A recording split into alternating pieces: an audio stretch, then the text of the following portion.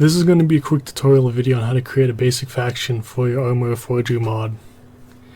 So the first thing we're going to want to do is we're going to need to create a enum, which you can find by searching it.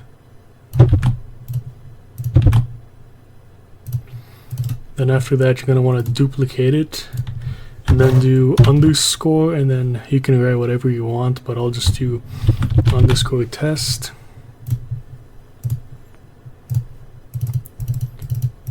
Once you have the enum file, you are going to want to Control A and then delete everything here.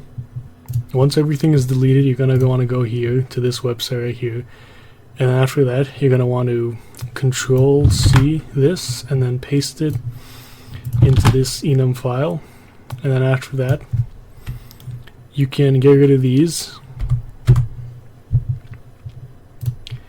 Make sure to add this at the end as well. And then after that, just do faction underscore. You can write whatever you want, but I'll do underscore test.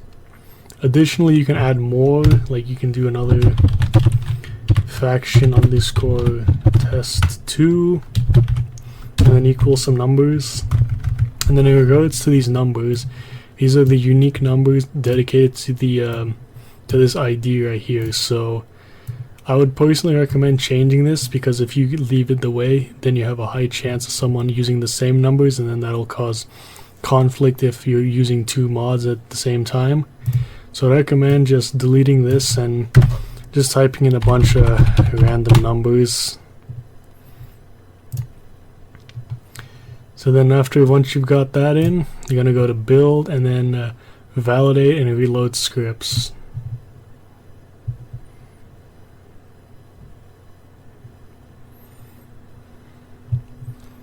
Now that we got that in, we now have the ID for the faction, and this is honestly probably the most important thing you're going to need. Now that we have the actual ID for the faction, we need to start setting up the faction configs. So what we need to do is we need to go find the config file from here, and I'm gonna do a blue for faction, so I'm gonna duplicate the US faction. Now actually you can do two things. You can either duplicate the faction and then you'll get everything here, and then like the modifications you make in the future will not be affected by if anything changes in this original config. Or you can inherit the file, and if there are any changes made to this config file, then the changes will be made to your own config. But I think for now I'll just duplicate it. And in regards to what my recommendation would be for either duplicating or inheriting, that's kind of depending on what you want to do for your mod, but for config files, probably would be best to just duplicate them.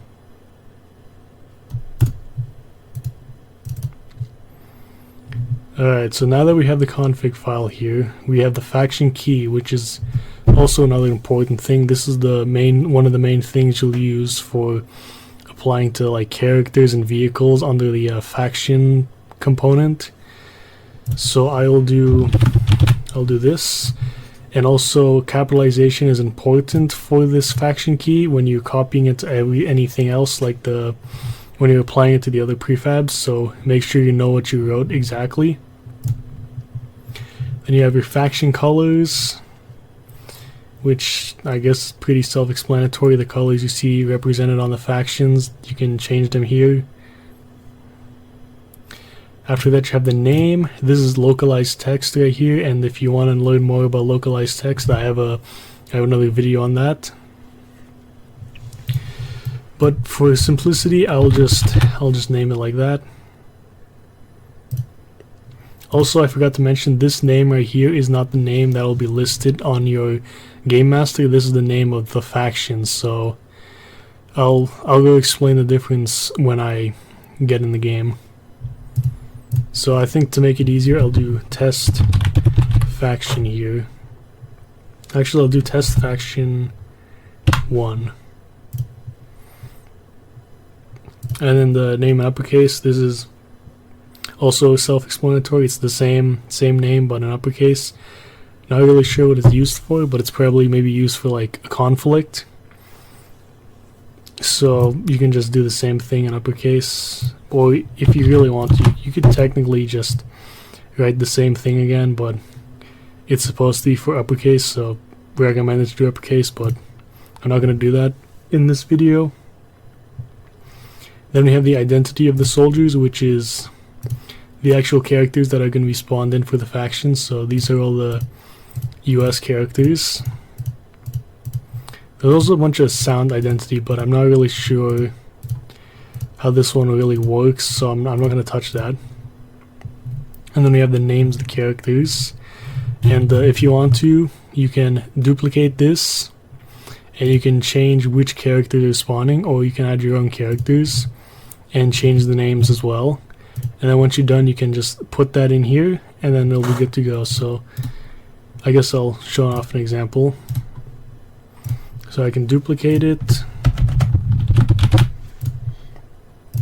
Now that I have that there, I'll put it here, and there we go. I have the new identity faction. So now if I want to, I can add, for example, maybe like a new character. And then I can pretty much just go to the characters, and then I can search, and then I can like duplicate a character, or same with the body as well. And pretty much you can just do that for a custom character, or if you want to, you can remove certain characters, maybe make it only less to have a specific character for your faction. So yeah, that's pretty much how that works. And then for names, you can pretty much do the same thing. This is once again localized text. Yeah, I'm not gonna do anything for this right now because I don't need to right now, but I'm just explaining how it works. So we have that, and then this is the same thing again, but this is from this config file, so you don't need to change it here. The order of the faction, this is kind of important in a way in regards to how you want the organization to be. Personally, I always do one number above whatever the faction I'm duplicating, just so I have the base factions first and then my custom ones after that. But if you want to do a more specific order, if you have more than one faction, then you can do it. But the thing to note is that even if you have the same number for order, it won't matter. It's pretty much just a details thing. But as long as you do like +1 here, that's probably the best thing to do. And then there's more color stuff. Is playable. Now this just means that it'll show on the in-game master. It'll show like on the bottom left. It shows like a square. Actually, hold on. Let me go in the game and actually show that off quickly. So as you can see here in the bottom left corner, we have a bunch of squares here and the plus sign. This is by default because all of the factions in the base game are not considered set to playable, and this is fine. So see, when you click on it, you have all the factions here, and then if I click on one of them and then save it, now it's here. Now if I set the config file to say is playable by default, this will show up here by default and you don't have to add them. However, none of the base factions do that, so I would recommend turning that off. And then shows in welcome screen. It's something to do when you're in the spawn screen, and it shows a list of factions. So I don't know, that's kind of up to you. And is military, that's self-explanatory. Then after that we have the flag of the faction, and also up here we have the icon. This is what's going to show for the game master icon, and this is what's going to show on the spawn screen. This is going to be the flag of the faction, so whenever you're capturing a command post or something, this will be the flag that'll appear when the soldiers are capturing that. And then we have the label. This is going to be that enum file we created, so it's going to be at the very bottom. Click that. There we go. And then friendly to self, that's self-explanatory. Then after that we have the friendly faction IDs. This is also going to be kind of important. So if you have a custom faction that you want to be friendly to, let's say another modded faction or a base game faction, you would add it and then you would type in the ID. So for example, my test faction is ID test, but if I wanted this faction to be friendly to, let's say, the base game US faction, I would do US. And this even works even for like a modded faction. So let's say you have a faction that you have downloaded from someone else and you want your custom faction to be friendly to that faction. You can do the same thing and there will be no dependency required. But yeah, so there's the friendly IDs, the call signs. It's the kind of the same thing as the identity. It's a new config file that you have. And it shows a bunch of call sign stuff. This is for in the spawn screen, pretty much. Encryption key and the radio frequency. Encryption key, I'm not really sure what this actually does in the game, but you can change it if you want to. And then the radio frequency, this is the default all radio frequency you have on the radio for the faction. I'm pretty sure that's what this one is about. Then you have all the different ranks. That's also pretty self-explanatory, and you can change them if you want. And here's going to be another important thing, the entity catalogs. These are going to include all of this. So for example, we have the characters. These are all the characters under this faction. So you can either duplicate or inherit like before, but I will just duplicate.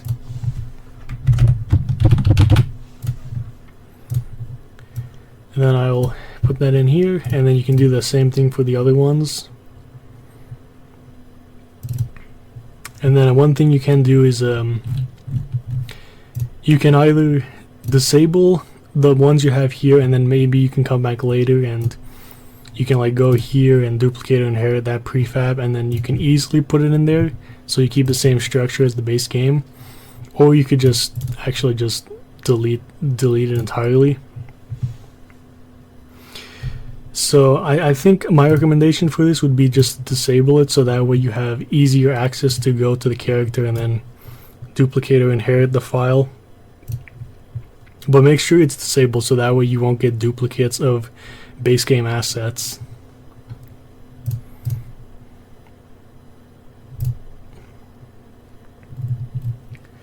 And then it's going to be pretty much the same thing for everything else.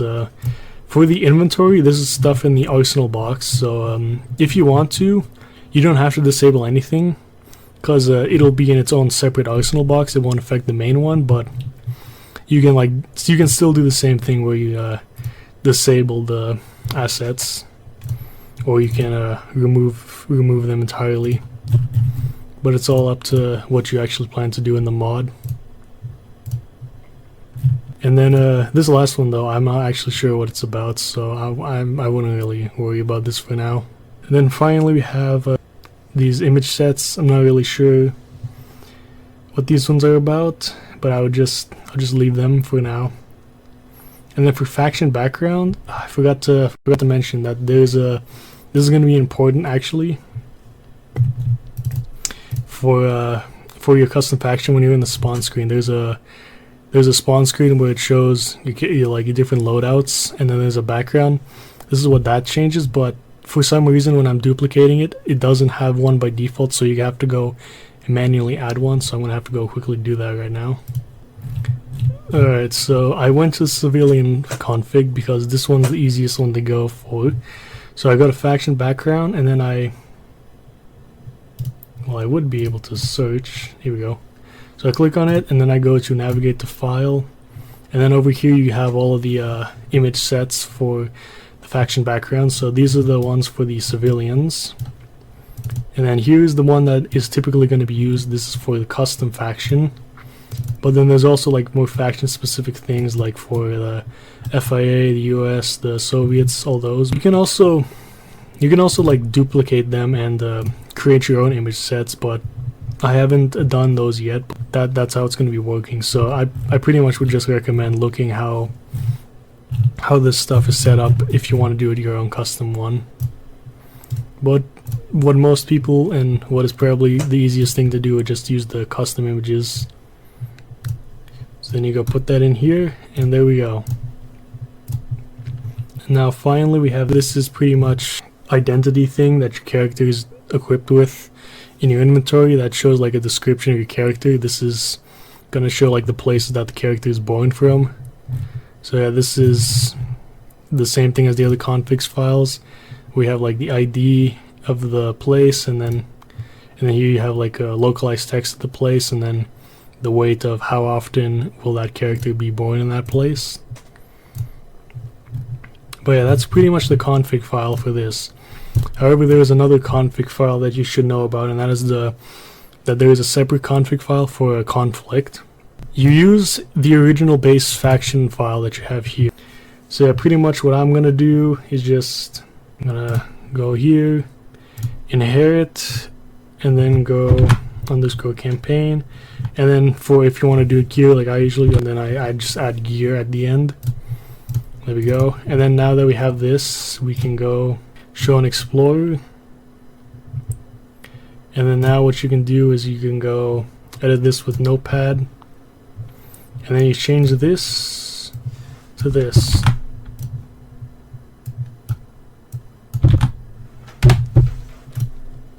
And save that.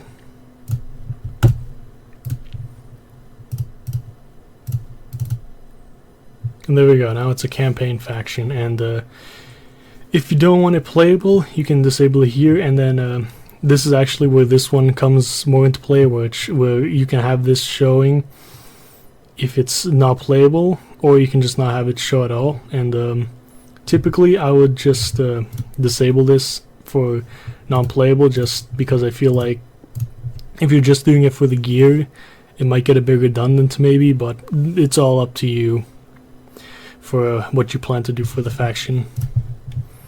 But those are the main configs for the faction. Now after that, we have to add it to the core faction. Alright, so what you want to do is you want to go find this file, and then you're going to want to overwrite it. Now that you have this one, you can go add your enum file, or enum label.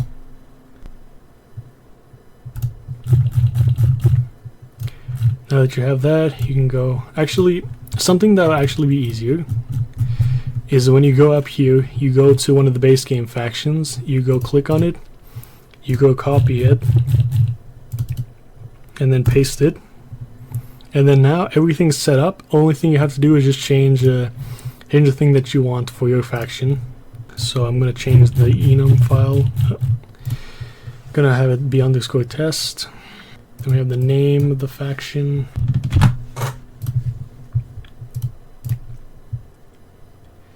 And then here's going to be what your icon's going to be. Also, I forgot to mention, I think this is where your names are going to be different. So I'm pretty sure this is for the game master listing. So to have it be changed, I'll do number 2 to show that this is going to be for the game master listing. And that's pretty much all you have to do here. And after that, you're going to have to want to go to the faction manager. Then you're going to want to override this.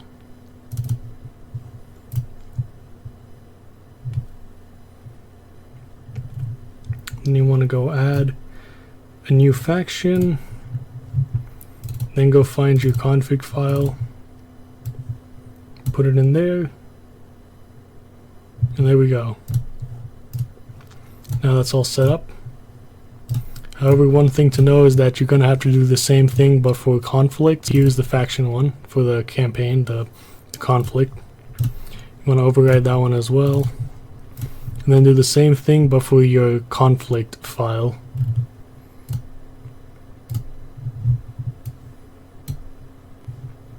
Now we can actually start working on the prefabs. So let's go back to this original faction config. Then we'll go to characters, and then let's do a basic rifleman. So you got duplicator inherit. Personally, for the actual prefabs, depending on what you want to do, I usually do inherit, just so that way if Bohemia decides to change something in the original prefabs, those changes can apply to mine, because I'm pretty much going to be doing what Bohemia's doing, just under like new factions and new gear and stuff.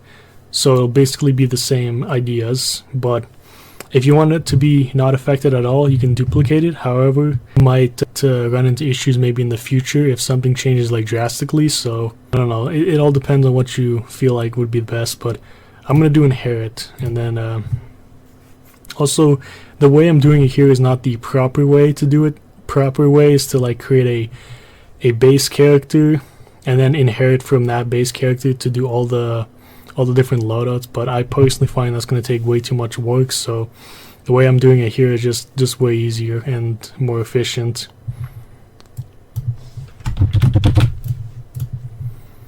Alright, so now that I got the character, also if you want to, the folder that it's under, you can also rename that just for organization. Now I'll put my character in here, and then since I had it disabled, now I can re-enable it. And also, ideally, all the other ones I would disable, but that's going to take way too long, so I'm just gonna leave them for now. But now I have the custom character so far, but nothing has actually changed. So what you want to do now is also, first of all, remember your faction keys. So I would Control-C that just to make it easier. Then you go here, and the first thing you want to do is go to this component. Change the faction here. Also make sure to change the faction label. And typically what I like to do for modded factions, I like to add a new label and add it to the modded label. This is not required, but it adds just a bit more detail to the characters. Now that we have that done, you have the preview image. I have a separate video on preview images if you'd like to see that. And then also you can notice here for this rifleman, there's a variant character. This is the same character but with the rolled up sleeves. Make sure to update this one too. So I have this here, and as you can see now it's back to the default folder, so make sure to move it to your new folder. Delete the new folder that was created, and there we go. Put that here, and then what we'll do is eventually I'll go change those same components that I'm changing right now into the other prefab. This part is complete now. The name, this is self-explanatory. This is the name of the soldier. This is localized text again, but this right here should be good, the rifleman name. Now the next one you want to change is the faction component. And here you will put this as your ID again. And now the character is set up to work for the faction. However, the character here doesn't have anything different. So what you could do after that now is go to the base loadout, and then you can change all of the gear that the soldier is wearing. And just pretty much going to be the same process really with prefabs in a way, except not going to be as much stuff as in like the main character prefab, but about the same ideas really. And then after that, for the inventory of the character, you can go here and then put what storage the items are going to be in, and then here are the items that will be in there.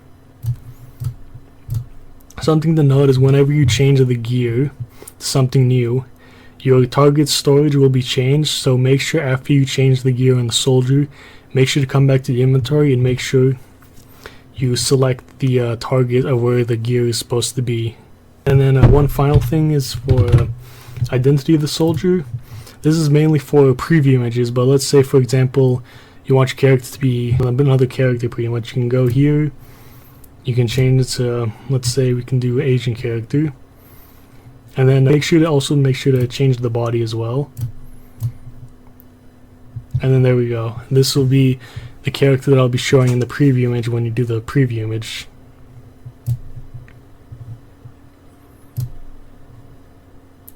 So now we have the character prefab for the first one complete, but now we have to do it for the second one. But it's basically the exact same thing.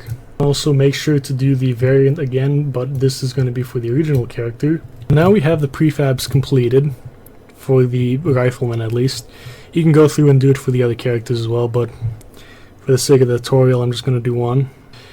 Now we have that complete. However, there will be one more thing I'm going to show off quickly. That's going to be for spawnable loadouts, which probably will be helpful to do as well. So what you want to do is you want to go back to the faction manager you did before, navigate to the original, and then from here you can go to the loadout, and then for editor, and then override that. And now what you can do is you can scroll down and add some new loadouts for your faction. So you have a default loadout and then a custom loadout. So here's the one for the faction, and then the other one for the loadout that is going to be custom. I'm going to do the player arsenal. Now that you have that here, pretty much just follow the ideas that you have from the base ones. For the name, I would just recommend just using the names from the original. Then after that, make sure to do the ID again from before. Make sure you have that copied and pasted, or just to remember what it was. And then finally for the actual character, so for the first one it's going to be a rifleman, so I'll just put in a rifleman here. And then for the other one, you can I mean, you could put a rifleman here, but you go to the base character, and then I'll just inherit that.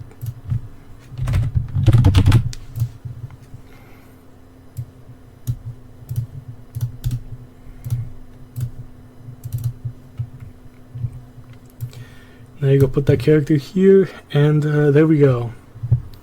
Forgot to mention that this base character will need to be edited quickly to have the IDs of the new faction, so let me just quickly do that. Alright, so now we got all those prefabs completed. You pretty much had the faction complete. However, I'm going to show some additional things as well, like for the icons. Flags, I'm not going to show the flag because I have a separate tutorial on that.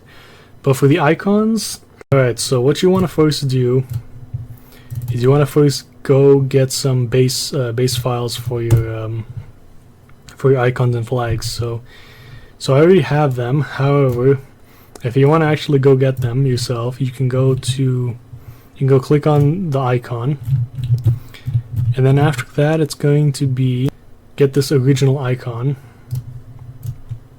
It's pretty much, I took the Soviet one here, but I removed the hammer and sickle and the logo here. And if you want to know how I specifically did that, so I pretty much I went to here. I basically took a screenshot, I saved it, and I cropped it out to be specifically the exact size of it. Then after that I went into Krita, and then I'll just use this one as an example, but I have this here. And then I use the Smart Patch tool, and then I make it smaller actually, and then I go around the actual the hammer and sickle logo, and then it'll pretty much just disappear, and then only have the texture left. But I'm not going to show that off because that's going to take a bit too much time right now. But that's basically the idea. Pretty much you just want the blank texture here. Then in order to get that was also only for the icon. If you want to get the flag texture, did the same thing with the Soviet flag as I did before. First of all, make sure that the percentage is at 100%, so that way you get the full resolution. So then I took a screenshot of it, and then I removed the logos, and that's how I got the pictures. Now these pictures, you don't technically need them, but this is in order to get the flag texture that the base game has. So pretty much I'm gonna go, so I'll put in the flag texture and then the icon texture. Now for the flag I'm gonna use the Czech flag. I'm choosing this, just, I don't know, chose a random flag, and I chose it because I used the Czech flag in one of my previous tutorials, so I'll just continue using it. But what you want to do is you want to place it in here. and then scale it. As you can see, this flag is also smaller, so I'm gonna Control C, Control V, and then move it here, so that way I can pretty much extend the flag in a way. And I move the other one to the bottom, and there we go. Now I hold Shift and then click the top one, and then I merge the layers. Then after that I move this to the bottom, and then I make this an overlay. It's almost done. Now I just need to go select the flag, go here, and then adjust it. So I'll make this maybe like -10 actually, and then -30. That seems to be about right. So yeah, now that I have that, I go save that.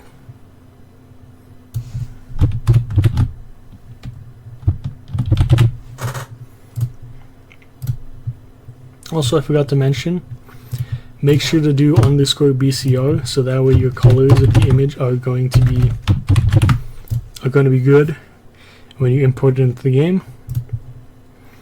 Now for the icon, basically you copy the bottom layer and then you paste it here, and it's the same idea as before. However, this time now you gotta make it smaller, and then if you want to do like the base game where it's like to the side, you can do that too. Just do how you want it. And if you want a reference of like the specific angle and stuff, just take a screenshot of like the US flag or something, and then just pretty much just line it up from there. However, for the sake of the tutorial, I'm not gonna worry about that right now. So I'll save this.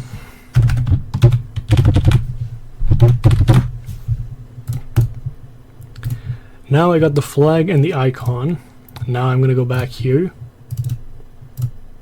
and I'm gonna first of all create a new folder. I'll call that UI, and then I'll import the two photos I have. So I'll have the flag, and then I'll have the icon.